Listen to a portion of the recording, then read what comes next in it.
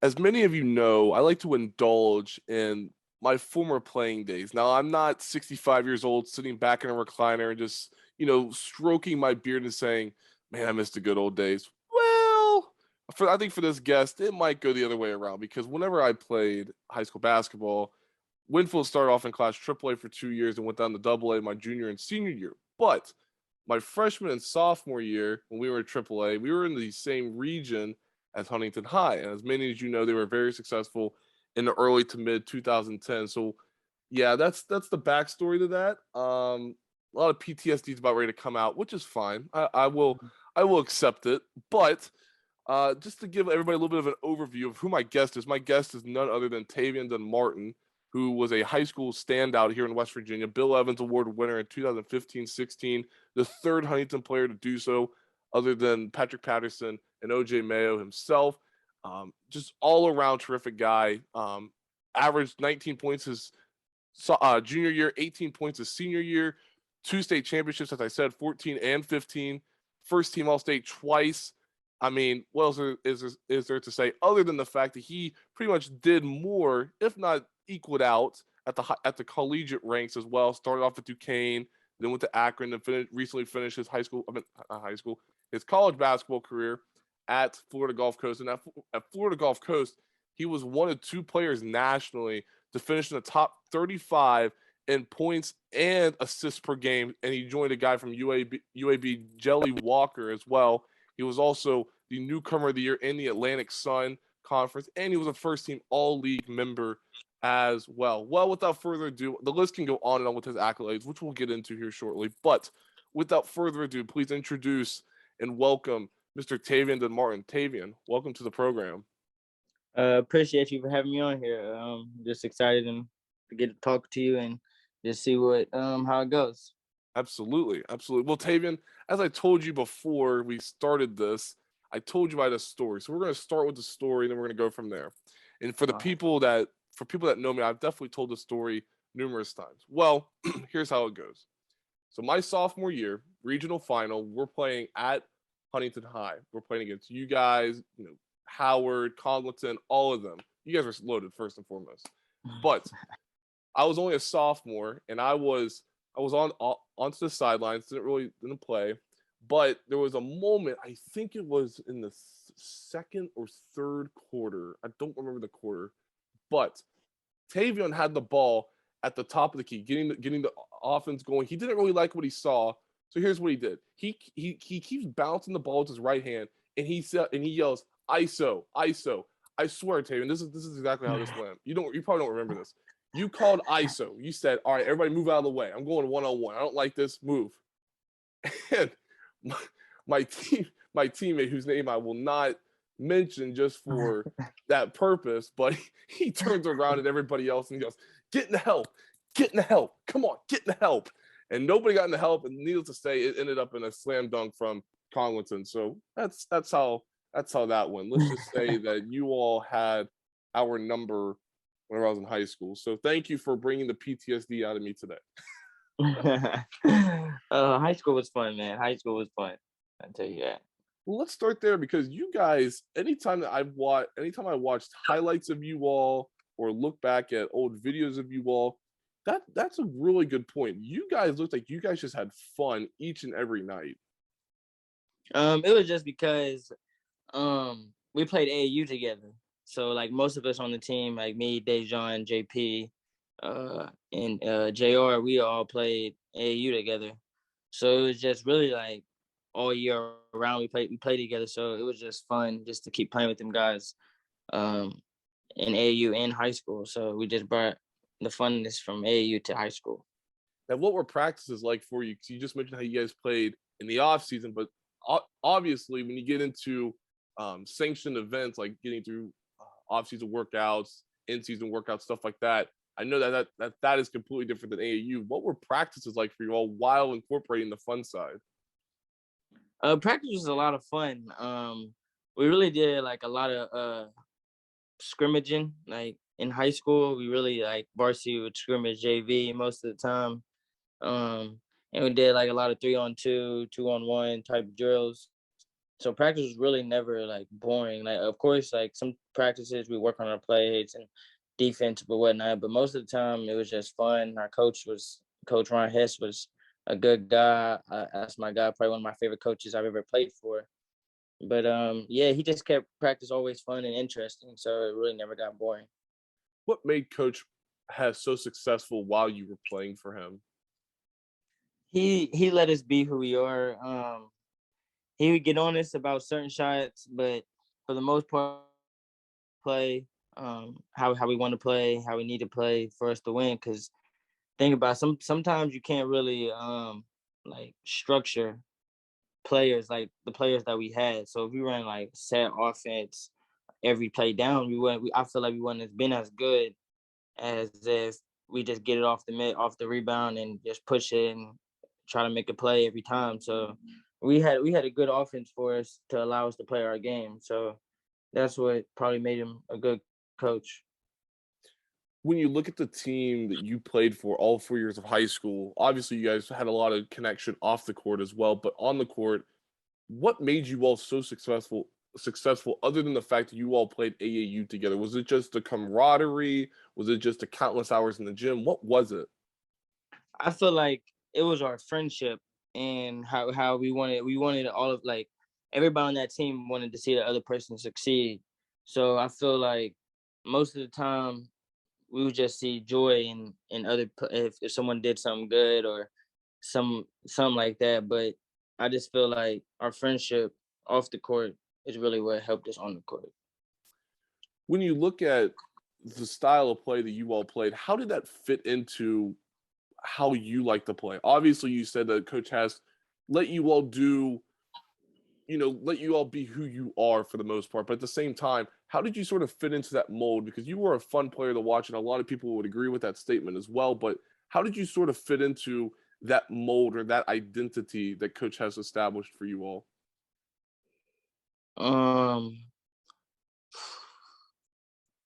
I don't like what do you mean? Say it. Can you say it again? Like what do you mean? Yeah, so for example, how did you see your game being so high intensity, high level, up and down the court? How did that sort of go hand in hand with how Coach Hess was so allowing of you all being who you were? How did that go hand in hand? Well, I feel like it started when I was younger, just because of my dad.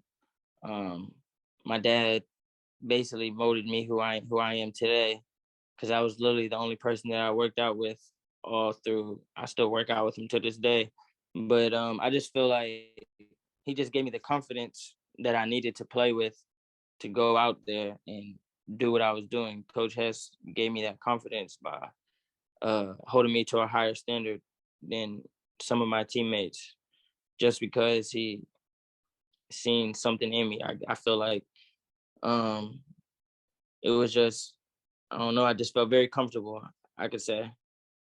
Talk about your dad. Your dad was a great college basketball player from Marshall. 112 3-pointers, dished out 159 assists, along with snatching 70 steals in 61 games at Marshall. How big of an influence is your father on in your life?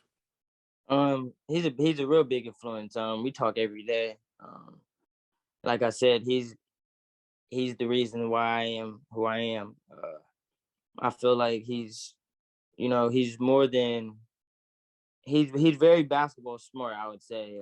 He's been a lot of places that I'm trying to go.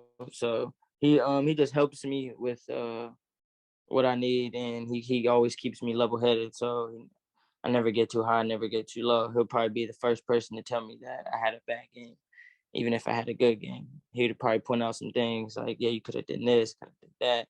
But at the end of the day, he still supports me. Still my dad, so we have a real good relationship. What would you say the biggest piece of advice that he's given you throughout your basketball career? What would you think that would be? Be you. Play how you know how to play, because at the end of the day, the ball's gonna stop bouncing, and you don't want to have any regrets out there on the court. Because he said he had a couple of regrets while he was coming up, but he just told me play with no regrets. So basically, just I felt like how I played this year at FGCU. But yeah, he just told me play with no regrets, give it your all, and that's really what stuck with me. So I just kept that mindset.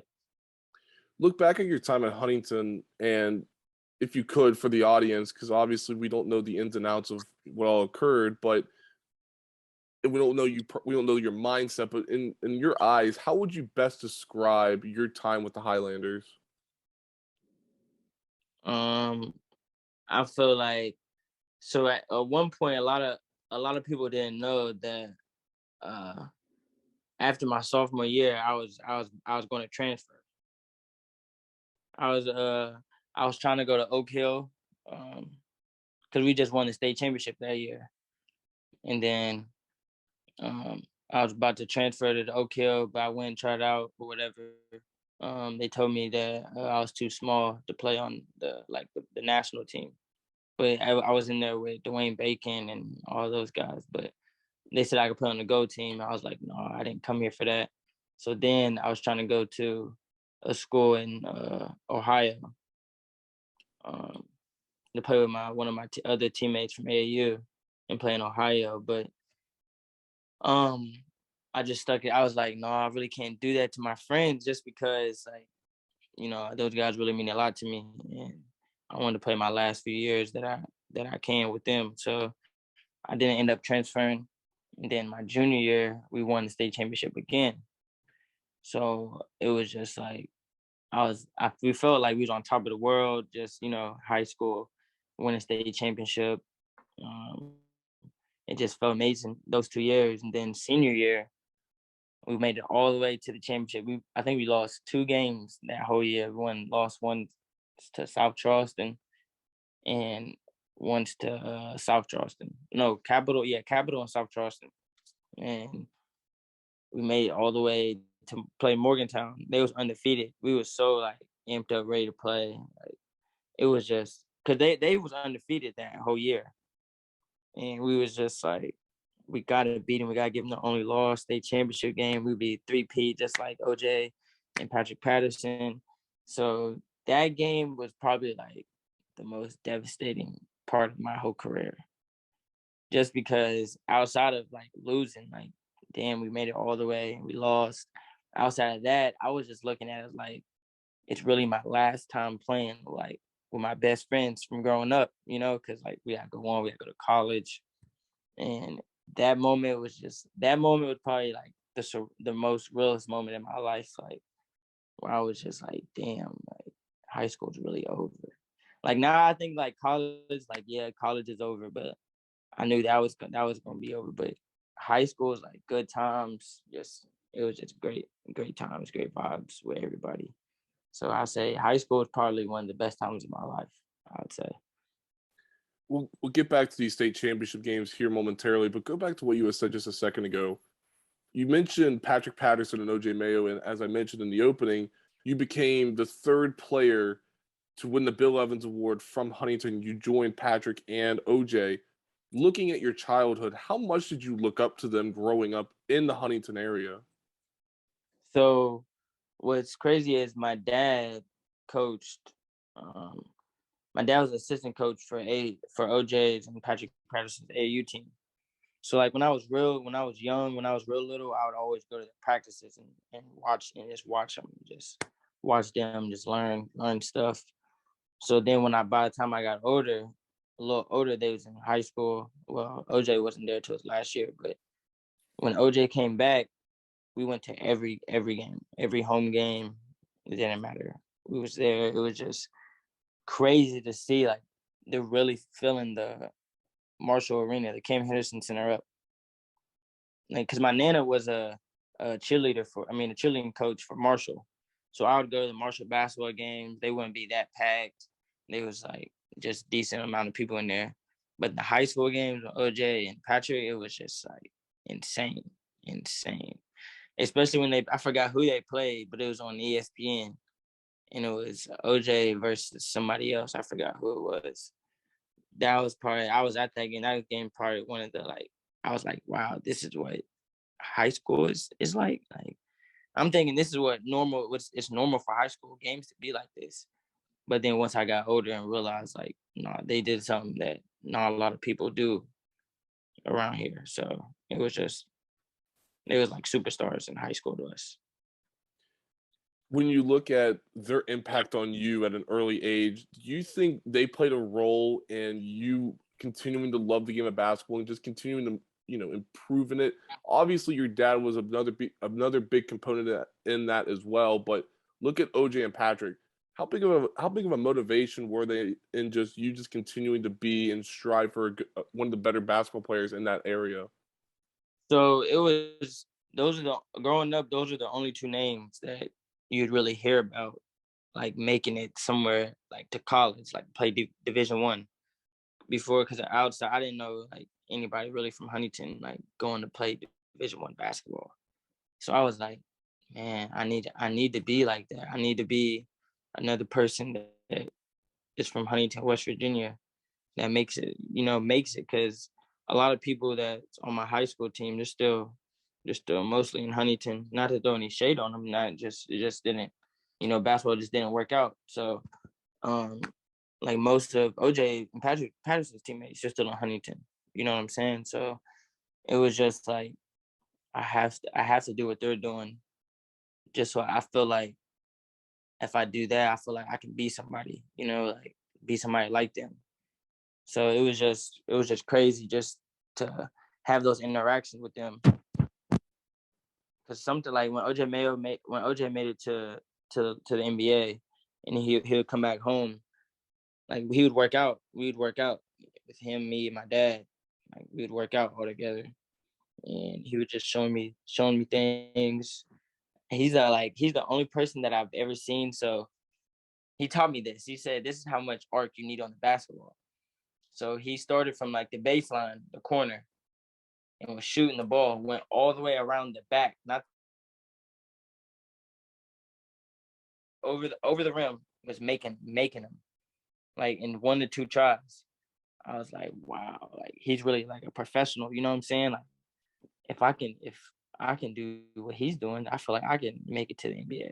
And so that was just my mindset and he was just been a lot of inspiration. I still talk to OJ sometimes just till this day, but he's just been a good inspiration on my life.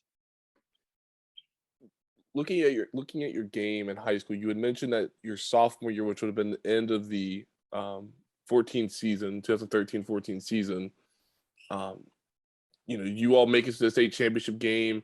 You all defeat Hurricane by 155-54, capping a 23-4 season. Okay, I'm gonna say this again. I'm not trying to be fanboy. I'm literally telling you this just because I was at this game. Like I'm not kidding. I was at this game. There was a point. You probably remember this, but there was a point in that game where you were probably at the white line that's like in between the top of the arc and half court. On God, this happened. You're at that white line on the far side, closest to the scores table, and the whistle blows and the play was dead. You just shoot it casually. You probably didn't think much of it. You just shot it, and everybody was like, "Did he just make that?" And we're like, "Yeah, he just made that." And then you just took over that game. Talk about that game. What stands out to you about that game your sophomore year against Hurricane? That was probably my in high school basketball because that game was like really packed. There's a lot of people in there, but this was like it was a big moment for me because I've never. This is like there's a lot of people in here. There's about 10,000 people in here, so it's like oh my goodness. So that game, I remember like I started off very slow. I only had 2 points in the first half, but that was the year that so some of the football players on the team like Nick Tubbs, Eric Nix, they went to the championship in football and they lost to Martinsburg. So it was just like everybody's head was down in the locker room, and I'm like, they're acting like the game's over. I told him like I just told him I remember exactly. I told him that I'm not gonna let y'all lose this game. Like it's just something in me told me to say that. Just I'm not gonna let y'all lose this game. So then I had 18 in the second half, and the play that you was talking about it was tie game. I think no, we was tie game. Hurricane had the ball. The big man had the ball, dribbling the clock out. My Eric picked him, and like the ball was about to go out of bounds, but he got it, threw it to me, and then I came like 2 dribbles across half court and shot it. But the thing is, like, nobody heard the whistle because it was so loud. Like, I didn't hear nobody that was playing heard the whistle. So when I shot it, I was like, oh my God, oh my goodness, I made it. Like, as soon as I shot, I was like, oh, I made it. So as soon as it went through the net, all I seen in our student section was like water going in the air. Everybody's hand was going up. I was like, did I just make like a game winner? Did I just like, and then the ref came in, blew the whistle, whatever. So the last play was crazy. Like the play, because they knew, like, because I had the high hand, so they thought that they was going to go to me. So Eric, he threw it over the top to Eric. Eric got fouled. But if you was like my shoes and like could have seen it, it really wasn't a foul. Like we got lucky. He really blocked it, so he really should have went overtime. But he missed the first free throw. I was like, oh my God, everybody like he has a chance to win the game right now. He has a chance to win the game, and they have to shoot it from half court. There's like 2 seconds left. So all you have to do is literally make one. So the coach called a timeout. So nobody's talking to him in the huddle. Nobody's talking to him just so he can focus. Cause like, you know how sometimes it's like you talk to someone before you putting a lot of pressure on them to make a free throw. Cause you know, this free throw is really for a championship. So nobody was talking to him. Just let him just clear his head, whatever. He went out there and made it. So what's crazy is when they inbounded it and the big man shot it, it looked so good. Like I thought it was going in. I was like, no way, he just made that from full court. Like he just made it. If he'd have put a little more mustard on it, he would have made it all net and would have crushed me. It would have crushed me. But that was probably like my best game that I guess that is what started my high school career, that game, because I hit a 3 to either tie the game or go up 1 with like 40 seconds left. I think it was the tie the game with like 40 seconds left, and then that's when he held the ball all the way down, and they called timeout. But that was probably one of my favorite games that I played in high school. Okay, so let's talk. Let's continue this discussion of playing at the state tournament because, again, I've seen you play so many times. I'm curious to hear what you have to say, but it always seems like your best games are on the biggest stage, regardless if it's at the Civic Center or the South Charleston Rec Center or on your home court and against whoever it is. You always shine in those big moments. Where do you think that motivation of shining in those big moments came from or even originated from? I feel like it was I just felt like always that in high school, I felt like always had something to prove to somebody. Cause I wasn't the biggest guy out there. You know what I'm saying? So I feel like since like when I go to away games, like you're short, like short jokes, all the whole game. So that kind of like that's why like I express my feelings on the court the way that I do, because it's just like I can do the same thing that a 6'2" person could do, maybe even better. But I just feel like that's come with AAU. Like when I was younger, we'd always play in the best tournaments against the best competition, and I really had to, because you never want to upset your parents. So like for me, upsetting my dad is like me not giving my all or me not playing well. Like it wouldn't really, like if I didn't play well, like the ball didn't go in, like he's not upset. He's like, all right, like ball just didn't go in this game, like you got a next game. So like that was my mentality. Like I just need to play. If I'm making, I'm making. If I'm missing, then hey, it's just not my day. So those big games, it was just for me, I was just more excited. I was more excited for the away games than the home games, just so I can talk trash, because that's what gets me going. Like I don't say nothing at first, but if someone says something to me, then it's like, okay, yeah, okay. Now you got me. I'm ready to play. So now I'm talking trash. Now that just boosted my confidence up 1,000. So it was just those big games in high school. Was just I feel like I had something to prove to whoever it was, or because I've never like they never said that I was the best player in high school like until my senior year. So until my senior year, so it was just like, because remember we had John Elmore, we had Brandon Napper, uh, we had Chase Johnson, but it was just really between me and Brandon at when John Elmore left, because John Elmore, he was ridiculous, and when he went back to George Washington, yeah, he was he was ridiculous, because I thought they said he had like 40 something in the second half, like 40 points in the half. That's ridiculous in high school. But I feel like I just had a high level of confidence in those games and just had something to prove to everybody. I feel like that's why I play so well. You pulled an MJ. You pulled an MJ for the last dance when he said, "I took it personally." Just Yeah, saying, yeah, you took it yeah. personally. I took it personally. Because if you're going to, like, I don't, you feel me? You're going to talk trash to me not knowing that what I'm capable of. Like, some people just talk trash, think they'll get under my skin, and then next thing they know, they're not saying nothing by the end of the game because I would have 30 or 20 or we'd win. But high school, yeah, it was just a different story. Go back to a name that you just mentioned of the list of guys you just said. The main guy that stands out to me that you guys always seem to play your best against one another was Brandon Napper. And I remember this. I remember this vividly because I think it was for the MSAC championship game.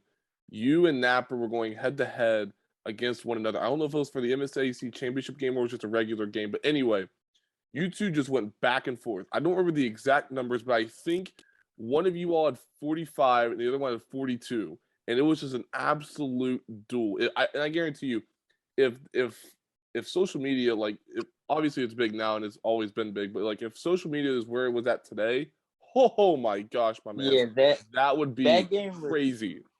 that was probably my second favorite game, because me and Brandon, we're like brothers, we're like close. So because we played AU together and we always play against each other, you know what I'm saying? So that game, on the way there, I forgot who I was on FaceTime with. I was on FaceTime with somebody. I want to say it was Elijah Bell. He played football at Willing Park. But anyways, uh, with him, and he was just like, "Are you gonna go crazy today?" Just asking me, and I'm just, "Hey, we're just gonna see," basically. But I always, I'm gonna say, "Yeah, I'm gonna go crazy." But this game, it was just when I first walked in there, it was just like, "Oh, I can feel that I'm gonna have a good game today." When I took my first shot and I made it, and like warm ups, I was like, "Oh, yeah, it's gonna be a good game." So that game, he fouled out. He fouled out with like 4 minutes to go in the game, because his senior year. He really didn't have any help, like, at all. He didn't have anybody really to help. But that game, we didn't have anybody to guard him. He went to the free throw line 20 times. He was 19 for 20 at the free throw line. So we was like in the first half. So it's about to be halftime. No, yeah, halftime or third. It's about to in the third one, in the some quarter. So I'm guarding him. He comes down. It's like 10 seconds left. He comes down. He shoots with like 8 or like 7 seconds. He makes it on me. So I'm like, damn. I know I got to get him back. So I'm like, I got to get him back. So I get the ball. I fly up the court. I pull up like 30 feet. Pull up. I bank it in. I bank it. And then that was just like, yeah, anything that I put up is gonna go in at that point. So I think he fouled out with 46 points, and I had 43. But I kid you not, and it was a close game. It was a close game until he got fouled out. If he didn't foul out, he would have easily had 50. like easily. It wouldn't been. He found out like 4 minutes to go, and he had 46. So like, and they only had it was like 40. He had 46. They probably had 52. It was like he had most of every single point. We couldn't stop him no matter what we was doing. So that game, I would say, is probably one of the best games that's been played in West Virginia basketball. Like as competitors, I feel like I don't know if the game was recorded, it would have went down as it would have I don't know. It was just a very exciting game, and it was at South Charleston. The gym was packed, so that was a lit moment for sure. So here are the numbers. I just found the article. It took me a second, but I found it. So first headline. This is from a WCHS article by Mark Martin on February the 17th, 2016. So that seems like ages ago now. Yeah. He says it was an instant classic at the South Charleston Community Center on Wednesday night. And then you go through some of the totals and everything else. You guys win the game 93-82. Okay, remember that. 93-82.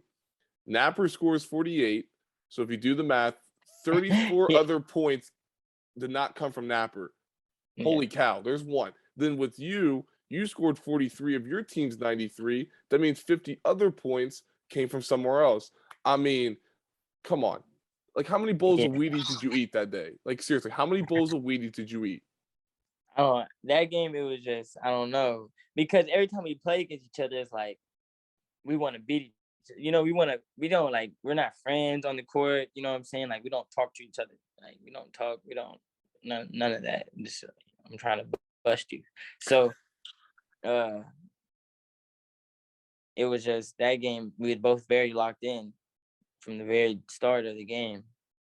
And there was nothing that nobody could really do to stop us at that point. It's a solid point. It's a very solid point, and I will concur with that. But so we talked about Napper and you. Go broader, because you mentioned Elmore and Chase Johnson as well. But looking at it in its entirety, in the Mountain State Athletic Conference, the MSAC, as people know, what made that conference so fun to watch on a nightly basis? I feel like it was just the players on each team. So Hurricane had I forget their name. They had two people on their team. That was good. Who else? Ripley. They had Chase Johnson. South Charleston. They had Brandon Napper. Capital. They had I forget his name. I forget their names, but Capital had somebody. GW had somebody. Huntington, we had a couple.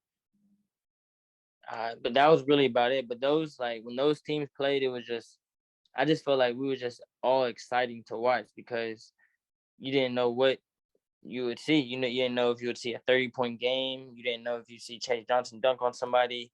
You didn't know if I'll go for 30, Brandon go for 40.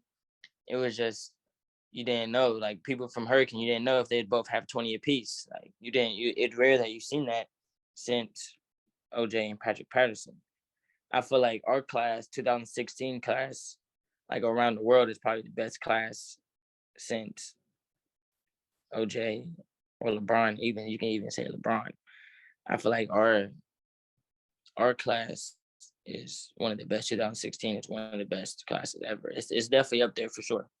But I just feel like we all brought something different to the table, and that people wanted to watch. So I want you to hear and just hear me out whenever I go through this list of basketball players that were on the first and second team your senior year that made the All-State team. So here's the first team. You got yourself, you averaged 21, Brandon Napper, Garrett Gilkison from Parkersburg South. I probably butchered his name. I apologize to my Patriot fans. 18 points a game for him. Miguel Bays from Capital averaged 15. Mm-hmm. Stephen Solomon from Morgantown averaged 18. Naquan Carrington from Woodrow, 12 points a game. Josiah Villa from Martinsburg, 17 points per game. and then your guy J.R. Howard with 15 points a game. So that's the first team. That's a loaded first team. But here's the second team: Yeah. Chase Johnson from Ripley, Kinsey Melko from Morgantown, Phil Bledsoe, Wheeling Park, Ben Riley, Lewis County, Isaiah Francis, Woodrow Wilson, Kyle Jackson, Musselman, Jarrell Jones, Martinsburg, and then Thomas Cole from Brook. I mean, hello. Yeah. I forgot all those. I forgot about Garrett Gilgerson, because we played them my junior year in the state championship game, and they almost beat us. That was a banger too. Kenzie and Stephen Solomon, we used to play them in AAU. Like they played for the Togs. We played them in AAU, so I was kind of familiar with them, like because we always used to play them. Because the state tournament for was like at GW for AAU, for like to see who goes to nationals. So like you finish first or second, you got to bid to nationals or whatever. So we'd always see them. We'd see all those guys from Charleston, because all the Charleston team would play together.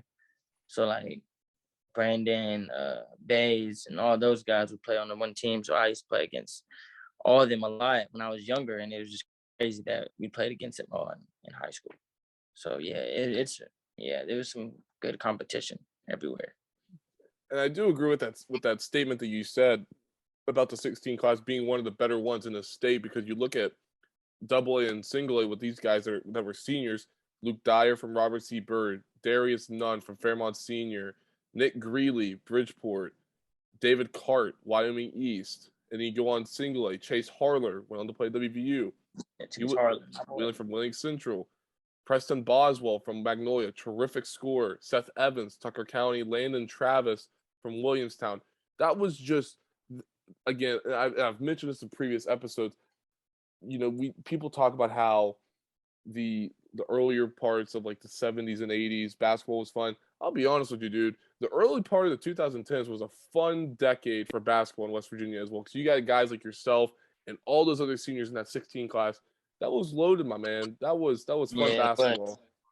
Especially the All-Star game. It was the North versus South. That was a great game too. That was a banger. That was probably that one was crazy too.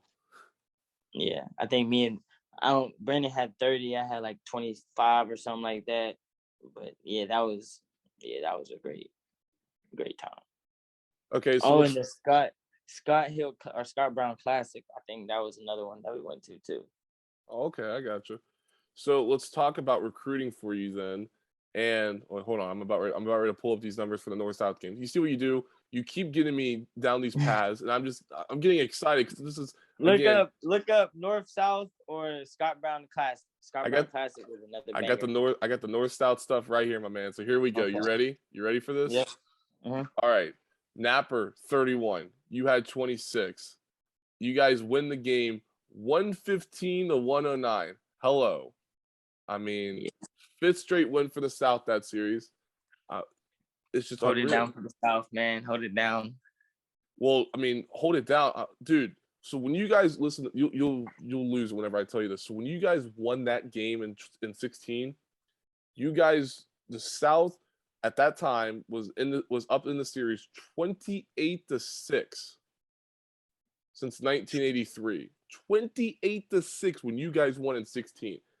I mean, so they know where the ballers come from. They come from the South, not the North. They come from the South. They do. I didn't say it. You said it. I said it. Hey, I said it. Oh my gosh. Okay, so cool. So let's talk recruiting for you then. And I appreciate this conversation. This is fun. Just being able to reminisce a little bit. But let's talk recruiting. When did schools start? Let me say this again. When did schools start to notice Tavian Dunn-Martin at Huntington? I honestly didn't have any colleges come to my basketball games in high school. I've only had Marshall, but Marshall never, Marshall. I don't even talk about Marshall. That's a whole, But and I had Missouri, but Missouri their coach, that coach at Huntington Prep, he went to Missouri, and he always he wanted me to play at Huntington Prep and all this, all that, but I couldn't because the principal wouldn't let me. But anyways, I would say I didn't get any really offers until my last year of AU. So my junior summer going in my senior year, I didn't have I had low D1s like UMBC. Uh, who else? I had UCF, but UCF, my dad knew the head coach, and they was roommates in college basketball. But knew UCF. Missouri wanted me to go to a prep school for 1 year, and I was like, no, I don't want to do that. But and Akron, and I had some other little D1s, I forget, but Akron uh and UCF were probably my two options that I had really my senior year. But I went to a visit after I got an offer, they set up a visit right away. And then after my first time going and my first visit, I was just like, yeah, this is where I want to go. So I just made it official. Right after I'm at the Applebee's. I remember this. I'm at the Applebee's with my brother, my dad's friend, close friend, and my dad. Uh, so I was just like, yeah, this is where I want to go. So I just made that decision right then and there.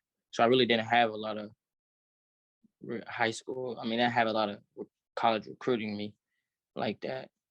So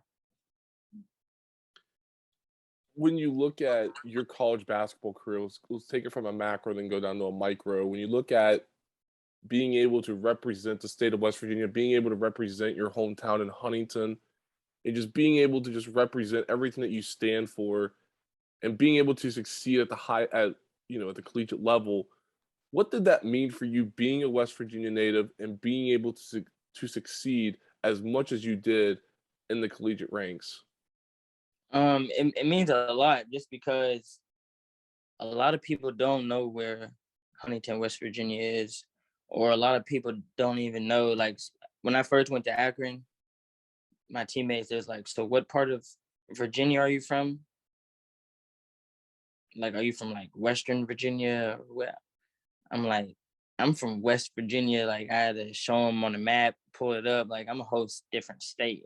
I'm not from Virginia. And that's the same thing that when I came down to Florida, it was what part of Virginia are you from? I'm like, I'm from West Virginia. So it's just good that like not a lot of people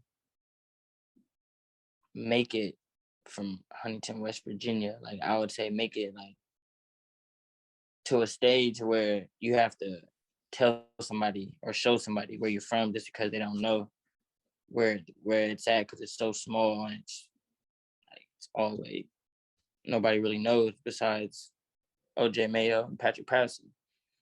So it was just a good feeling just knowing wow, I'm really in different states living. So and it was just fun. I just had a great time in my college. I would say I feel like I wish I would have had 4 years of what I was doing this year. I would say my only regret that I have in college. Okay, so we'll talk about Florida Gulf Coast. We could talk about your other two stops, but I feel like the most success that you had was this past season, which we'll get to in just a second. But when you look at your time in the collegiate and prep ranks as well, so let's take it from your basketball career. Looking back, before you're about ready to embark on this next chapter in basketball, looking back at these last, two steps from the prep to college, if you could go back these last 8 years, 8 to 9 years, what would you do differently that looking back, you're just like, okay, I would do that differently than what I did in the present moment? Um, I feel like I wouldn't really do too much differently because it made me see things a lot differently and understand things. I had a lot of life lessons that I've taught myself throughout college, just because. So coming from high school, I'm starting every game. Like I'm the best player. Like so, I'm thinking I'm coming to college. Like yeah, I'm about to start. Yeah, I'm about to. I'm playing 10 minutes a game. So that my first year, I wouldn't change. Like that kind of like humbled me. Like it put me back into a place where I needed to be, because in Akron, like I really wasn't working on my game a lot. I was just playing video games all day. Like I played video games all day. I was skipping class. Like I wasn't I wasn't being who I needed to be my freshman year, I would say. And it was just a lot of, because I almost feel like I almost failed like a semester, but I had to turn some work in late. But it was just really like I almost cost myself my college career just because I was trying to be cool. I was trying to fit in. I was trying to do what the older guys were doing. They're really not going to class, but I'm not thinking that they've already been here for 3 years, 2 years. Like they already know what to expect. They already know how to get away with things. That's my freshman year, so I'm really doing things that I shouldn't be doing. So I would say my freshman year, I really didn't regret anything. My sit out year, I would say I wish I would have worked out way more than I did. I had all the time in the world, and I was being lazy. I'm thinking like, yeah, I'm not been playing this year, so why do I'm not working out. Like I don't need to work out. I'm not even about to play. So I felt like I wish I would have worked out way more that year. And then my first year back playing, I won. What's crazy is I won six man of the year that year. Um, so I really wouldn't change much about that. And then after that,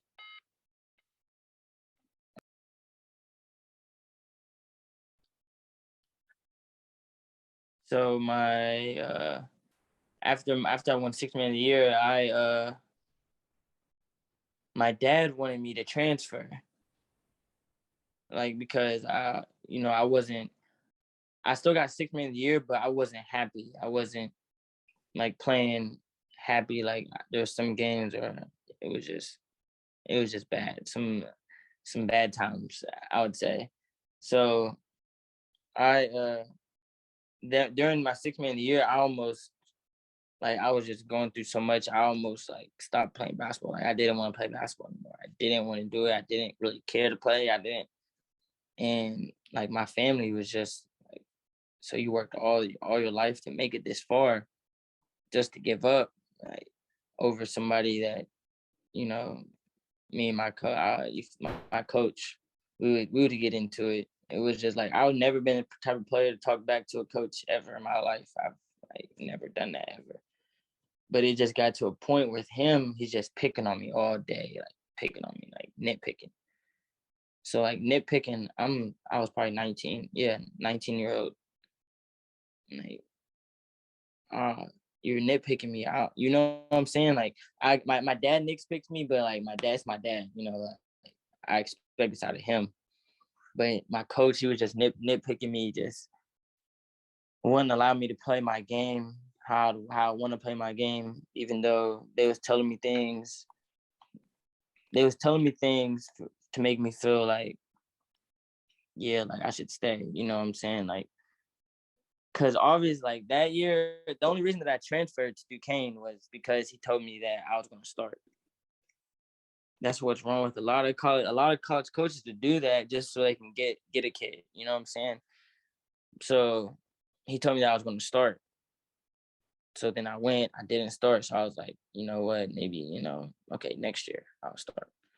So then the next year comes, I didn't start again. After even telling me, I've been busting,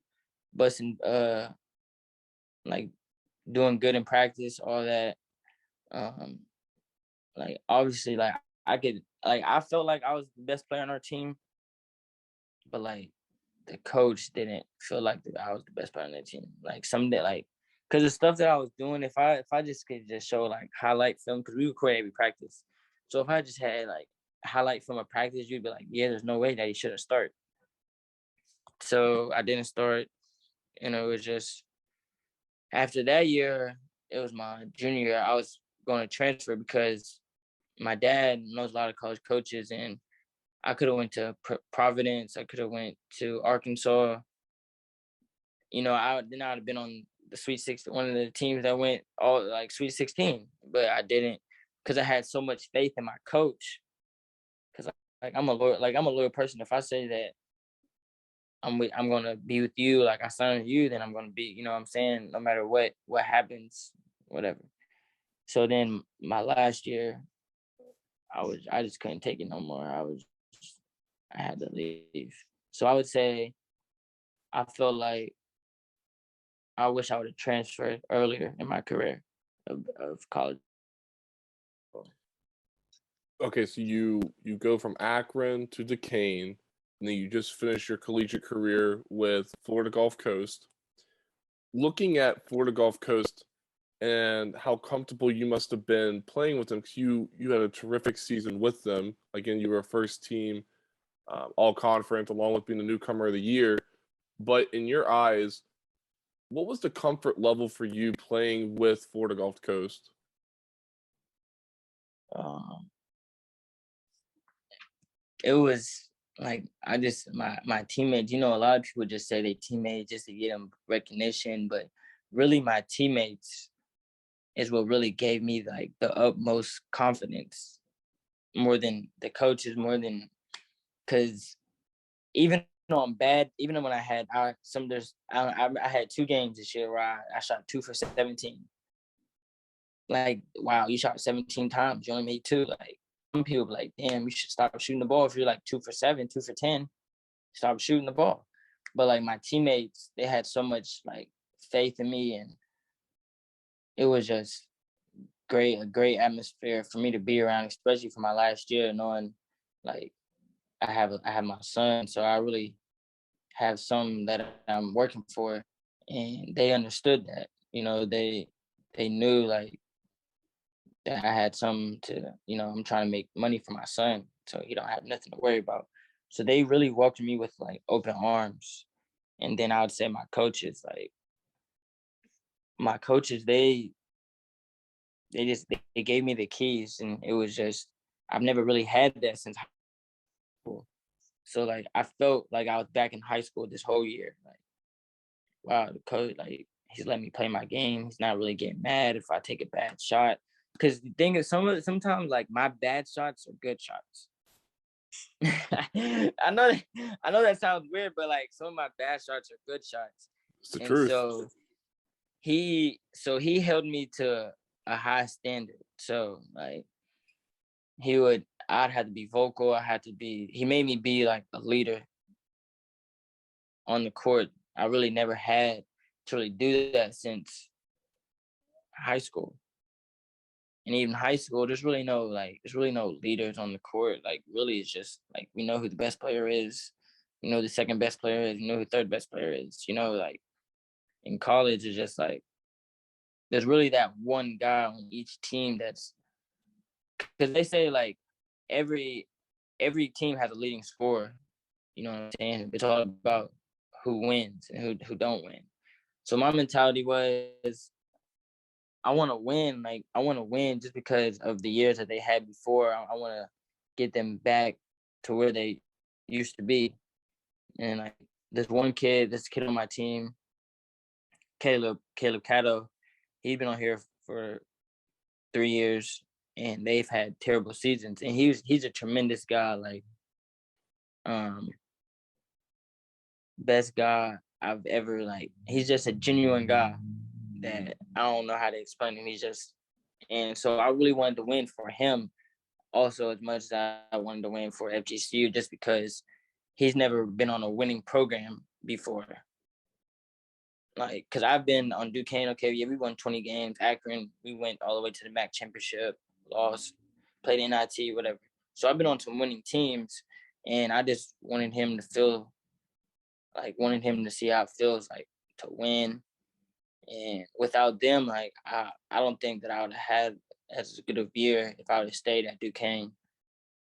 or wherever I would have went, I feel like this was the right place for me. Just, I just believe everything happens for a reason.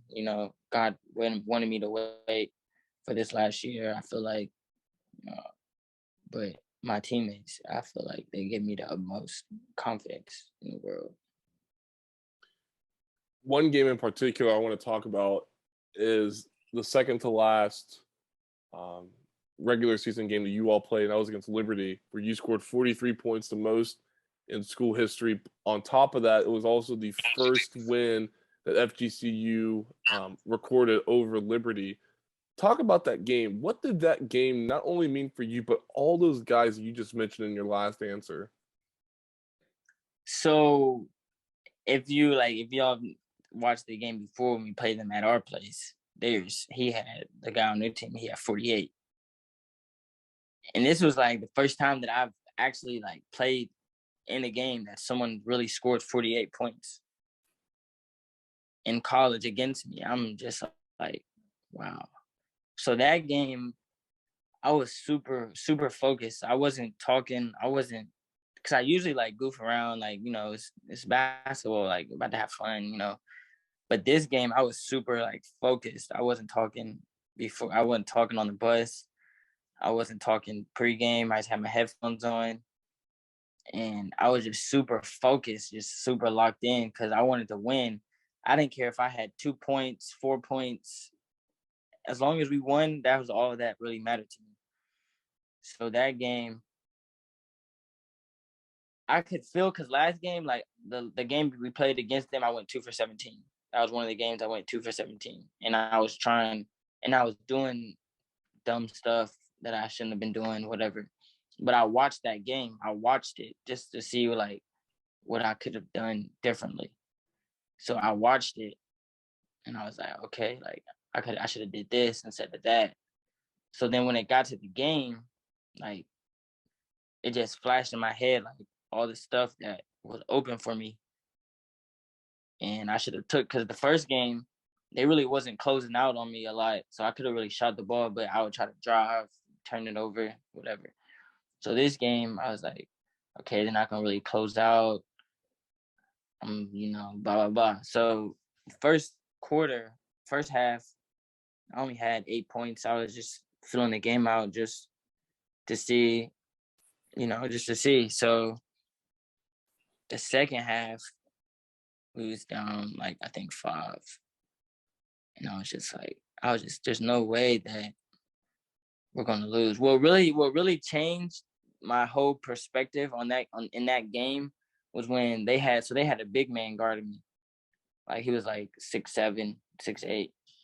Big. He was slow though. He was like he. There's no way that he could stay in front of me. So one of my teammates, they got fouled. So I went over to my coach and I was like, Coach, like call 21. It was like basically 21 is an ISO play for me on the right wing. Everybody's on the other side. So I'm like, they had the big man on me. Like call 21 next possession down. If I score, then you know what to do. If I don't, then hey, go somewhere else. So the first possession, I got a foul. Made 2 free throws. And then the next play down, I scored again on him. Then the next play down, I scored again. So I think I had 10 points in like 2 minutes or something crazy. But after that, it was just, I just took that as disrespect. Like, so you're gonna have this big man guarding me? You really think that he can? You know what I'm saying? Like, so that just really that really like kind of like pissed me off. Like, cause it just pissed me off just because like he must not think that I'm that good. I'm second leading scorer. I'm first in assists in the conference. Like, I'm up for player of the year, just like Darius. So I just took that as disrespect, and it kind of just pissed me off. Like, I wanted to prove something to him. So I just started going crazy.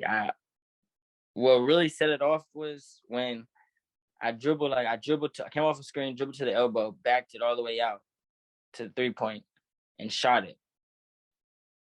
And then they come down, miss, get it, shoot the three again, tie the game, call a timeout. So their coach is like, so their bench is talking to me like, guard somebody, like guard somebody.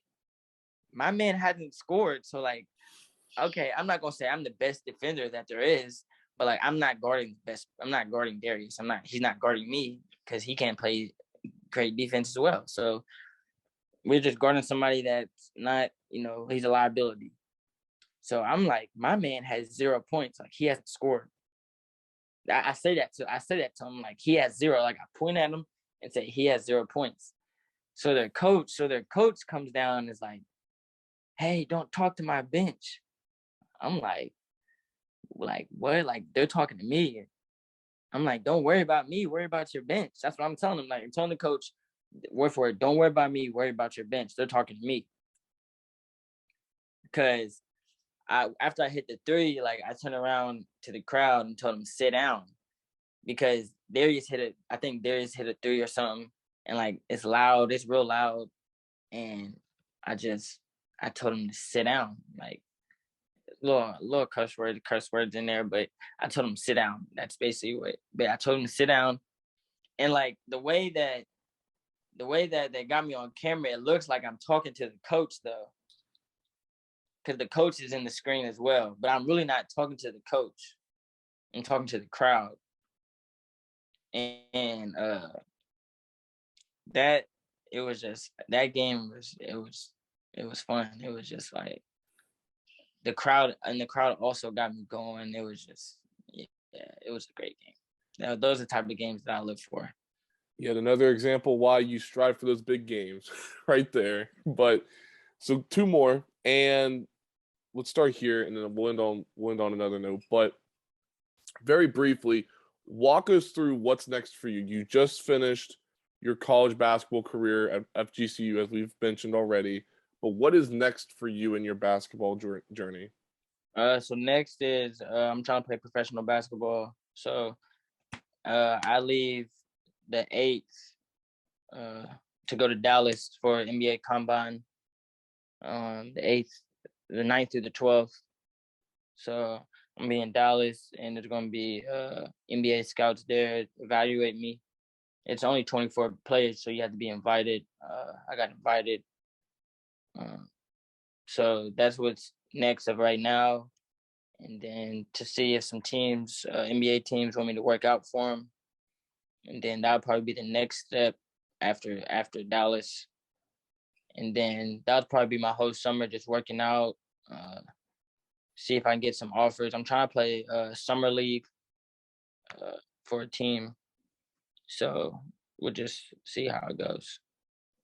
Absolutely. Okay, so we're going to end on this note. We're going to tie everything that we've talked about into this final question, and it sort of just ties into what you just said as well in that final answer. But looking at young student athletes that are wanting to use you as an example in their basketball journey or even in their sports journey as well, what advice would you give a young student athlete that's wanting to pursue the biggest of the biggest things in their life, sort of what you're doing right now?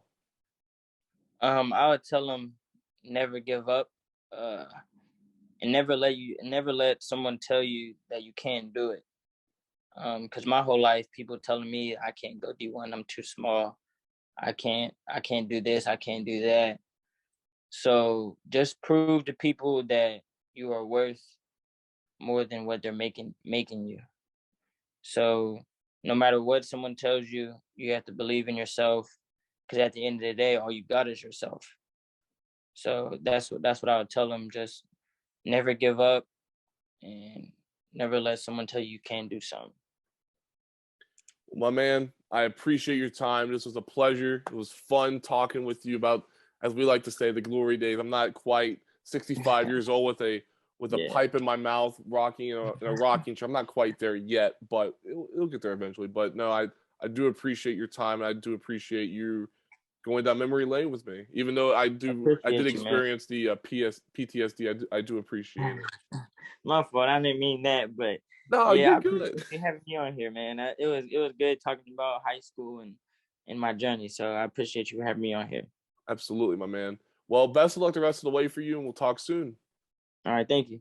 Absolutely. That'll conclude episode 106 of Hoops Across the Mountain State with our terrific guest and Huntington Highlander standout, Tavian Dunn-Martin. A lot to unpack in that episode, so I highly recommend you give us a rate and review. What do you think of this episode? Who else would you want to hear for this off season as well? You can always follow me on Twitter at Taylor_Kennedy7 for all the latest about this podcast. Subscribe to the podcast on Apple Podcasts, Spotify, and YouTube as well. And with that being said, I will catch you all next week on episode 107. Thank you all for listening, and stay safe.